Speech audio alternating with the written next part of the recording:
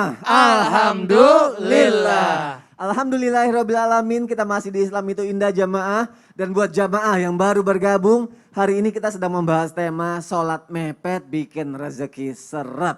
Nanti akan kita bahas jamaah. Sebelumnya ada tayangan yang mau aku kasih lihat dulu mengenai video penjelasan singkat mengenai sholat jamaah. Kita lihat tayangannya yuk, silakan. Sholat jamak adalah melaksanakan dua sholat wajib dalam satu waktu. Sholat yang boleh dijamak adalah semua sholat fardu kecuali sholat subuh. Sholat jamak di sini dapat dilaksanakan dengan dua cara. Yang pertama adalah jamak takdim atau jamak yang didahulukan, yakni menjamak dua sholat yang dilaksanakan pada waktu yang pertama. Misalnya menjamak sholat zuhur dengan asar, dikerjakan pada waktu zuhur, atau menjamak sholat maghrib dengan isya, dilaksanakan pada waktu maghrib. Yang kedua adalah jamak takhir atau jamak yang diakhirkan, yakni menjamak dua sholat yang dilaksanakan pada waktu yang kedua. Misalnya menjamak sholat zuhur dengan asar, dikerjakan pada waktu asar, atau menjamak sholat maghrib dengan isya, dilaksanakan pada waktu isya. Nah, ini berhubungan dengan pertanyaan aku tadi ke Ustadz Maulana nih. Iya. Yang tadi kata kode-kode tebaci-baci. Apa artinya ini Ustadz Maulana? Oh, Boleh iya. nggak sholat fardunya di jamak padahal jaraknya deket, terus di sana ada musola apa segala macam, diperbolehkan nggak Ustadz Maulana? Oke, siap. Silakan. Izin Sasam, izin Habib, luar biasa. Masya Allah, tabarakallah. Bismillahirrahmanirrahim. Assalamualaikum warahmatullahi wabarakatuh. Waalaikumsalam warahmatullahi wabarakatuh. Jamaah. Yeay. Oh, jamaah. Yeay. Alhamdulillah. Membicarakan tentang salat yang dijamak, ini tidak langsung menjamak saja. Ada syarat-syaratnya, ada ketentuannya. Tidak bisa langsung jamak. Saya jengkel banget kalau bicara begitu. Kenapa? Dikit-dikit jamak, dikit-dikit jamak. Ih, serem. Jangan. Kalau engkau menjamak, engkau kehilangan salat sunnah. Tidak ada salat sunnah bagi orang yang menjamak. Oh iya, nggak bisa sholat sunnah. Bener juga ya. Hilang. Kok jamak ini? Jadi syaratnya 2 marhalah. Atau sepanjang 16 parsa. Atau 48 mil. Atau 4 barit. Atau 2 hari. Atau 86 kilo. Itu jaraknya. Kalau anda cukup 86 kilo. Ajak dan jamak ikut tuh. Apa tuh? Jangan kau menjamak malas. Oh. Kemalasan. Kecuali kalau, ini contohnya. Tapi ingat dulu, perjalanannya perjalanan apa ini? Kalau perjalanan dakwah, perjalanan syiar, perjalanan yang ditentukan. Contoh, Bekasi Jakarta itu berapa ya? Sekarang katanya butuh paspor masa Ustaz. Kalau ke Bekasi. 30-an ya. 20-30. Cuma 20 kilo. Dari Jamak sini ya? ke rumah saya. Apalagi kan banyak tempat-tempat persinggahan.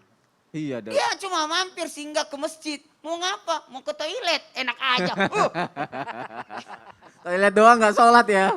Padahal bisa sholat di situ ya. Iya. Saya malu. Saya ini ada pesan ini dari almarhum Uje. Allah yarham Uje. Allah yarhamu. Ya, karena katanya jangan cuma mampir ke masjid untuk toilet. Kalau memang mau ke toilet, carilah SPBU. Jadi ada yang diisi, ada yang dikeluarin. Ya kosong-kosong juga dong. Yang diisi bensin. Oh, ya. Yang dikeluarin pipisnya. Oh, iya, Jangan di masjid. Nah, lalu jangan sampai kita menggampangkan salat, meremehkan salat. Ini seandainya bisa, ada ulama hebat banget. Perjalanan pun dia tetap. Karena dia bukan apa, memang hadiah, tapi aku ingin bertemu Allah terus, dekat dengan Allah. Ini bagus. Ada jamak takdim, tadi sudah jelaskan, ada jamak takhir. Dan kalau kita mendapatkan orang lagi berjamaah, mending aku ikut dulu, barulah kita mundur untuk menjamak. Jadi sebaiknya yang mana didahulukan? Apakah salat duhur ke asar atau asar ke duhur. Jadi kita lihat ketentuannya kalau lagi berjamaah. Kalau asar mending ambil duhurnya dulu. Baru asarnya kalau jamaah takhir. Takutnya setelah asar kita ditegur orang. Enggak ada salat sunat sesudah asar. Orang yang tidak paham kan. Takutnya nanti bermasalah. Sebenarnya bagusnya yang punya waktu. Karena kita berjamaah. Habis itu barulah kita untuk mundur untuk menjawab. Dan ini jamak sebenarnya harus kita lakukan. Ya. Kalau memang dalam ketentuan jaraknya. Tapi kalau cuma persoalan sedikit aja ngobrol. Kita jamak aja ya. Kita jamak aja. Tapi kan sekarang kan masalahnya lagi pandemi. Aku kalau ke mall nih takut nanti sholat di mall takut pandemi ada ketularan corona. Akhirnya aku jamak tuh boleh nggak sih? Lagian ngapain ke mall ya Ustadz ya? Oh iya ya? Oh, udah takut ya? Oh iya juga ya. Ustadz no comment. Oh iya benar. Udah tahu nggak takut mau- pandemi aku- ngapain aku ke mall? nggak mau Oh iya benar komen. juga. Makanya itu dia. Aku Iya nggak benar. mau komen, aku nggak mau komen, aku Iya. nggak mau komen. Nggak- Cuma nggak- di mall aja dia menjamak, ya Allah. Ya Benar.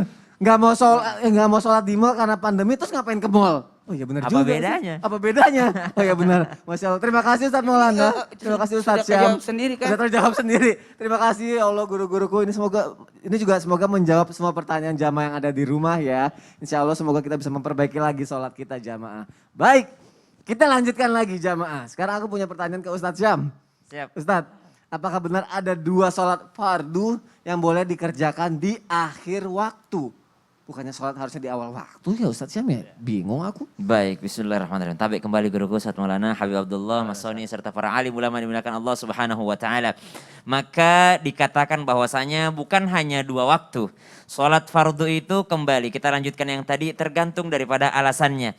Namun tidak ada sesuatu yang bisa menghalangi kita untuk berkomunikasi dengan Allah Subhanahu wa Ta'ala.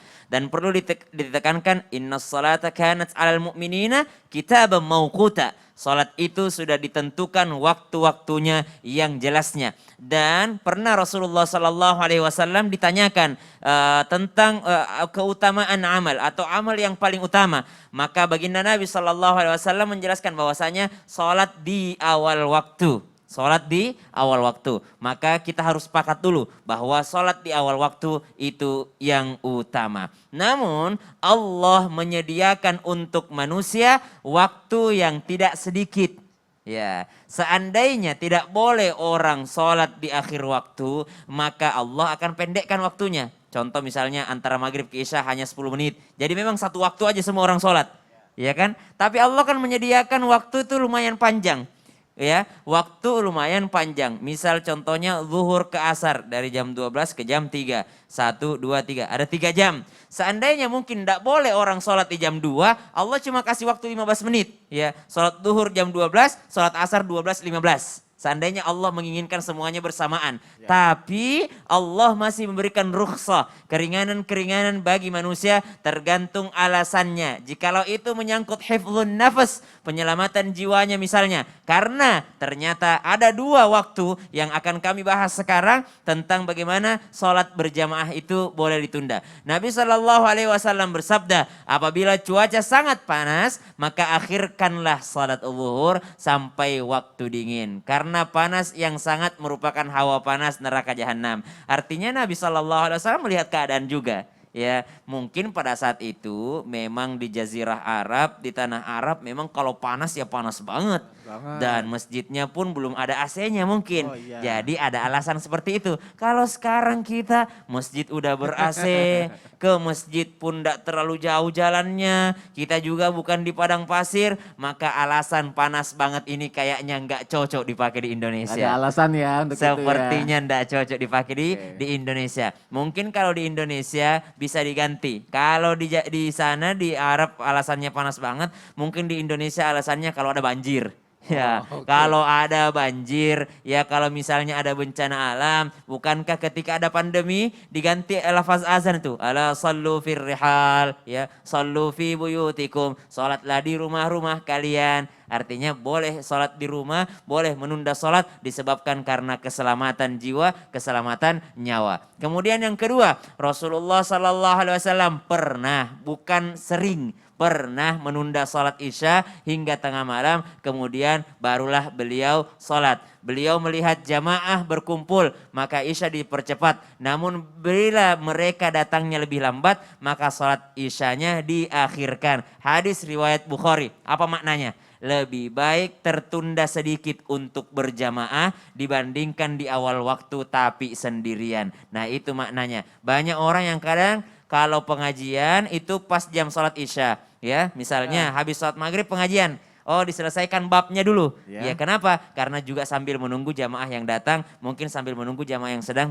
berwudu. Namun bukan tiap malam. Ya, Bukan tiap jadi malam Rasulullah kayak gitu ya. tiap malam gitu. Baik, Masya Allah. Terima kasih Ustaz Syam Sama-sama, Mas untuk Soni. penjelasannya. Alhamdulillahirrahmanirrahim. Nah jamaah kita lanjutin lagi. Jamaah juga pasti udah gak sabar nih. Nunggu pertanyaannya dijawab sama guru-guru kita. Kalau gitu langsung aja kita masuk ke segmen Tanya Dong Ustaz. Kami semua tanya dong Ustaz.